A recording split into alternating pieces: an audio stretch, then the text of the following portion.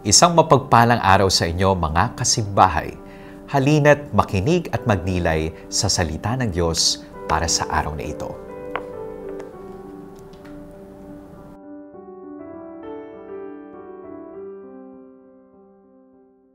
Ang mabuting balita ng Panginoon ayon kay San Marcos. Noong panahong iyon, dumating si Jesus sa Jericho. May naraanan silang isang bulag na nakaupo sa tabi ng daan at namamalimos. Siya'y si Bartimeo, anak ni Timeo. Nang marinig niyang naroon si Jesus na taga Nazaret, sumigaw siya ng ganito, "Jesus, anak ni David, mahabag po kayo sa akin." Pinagsabihan siya ng mga tao at pinatatahimik, ngunit lalo pa siyang nagsisigaw, "Anak ni David, mahabag po kayo sa akin." Tumigil si Jesus at kanyang sinabi, "Tawagin ninyo siya." At tinawag nga nila ang bulag. "Lakasan mo ang iyong loob," sabi nila. "Tumindig ka." Ipinatatawag kanya. Iwinaksi niya ang kanyang balabal, paluksong tumayo at lumapit kay Jesus. "Ano ang ibig mong gawin ko sa iyo?" tanong sa kanya ni Jesus. Sumagot ang bulag, "Guro, ibig ko po sanang makakita."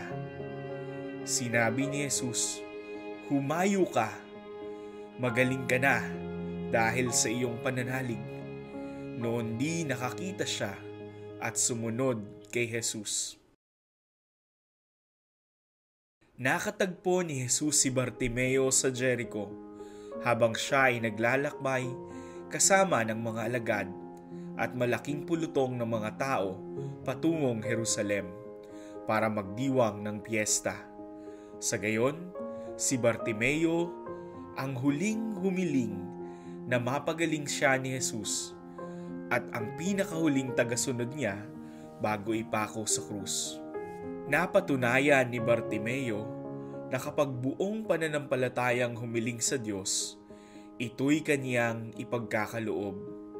Wika nga, kung hihingi natin ayon sa kanyang kalooban, pakikinggan niya tayo. Sa kabila ng ingay sa buong paligid, narinig ni Jesus ang tinig ni Bartimeo. Kaya nga, bago pa man makalapit si Bartimeo kay Jesus, inihagis na niya ang balabal na kanyang kaisa-isahang pag-aari.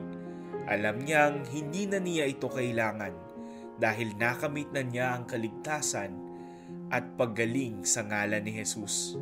Sa kabilang dako, kahit may malinaw na paningin, posibleng maging bulag din tayo at hindi talaga makita ang kagandahan ng ating paligid at ang taong humihingi ng habag at pagkalinga mula sa atin. Naway matulad tayo kay Bartimeo na kahit hindi nakakikita ay nadarama ng puso ang kanyang manggagamot at tagapagligtas.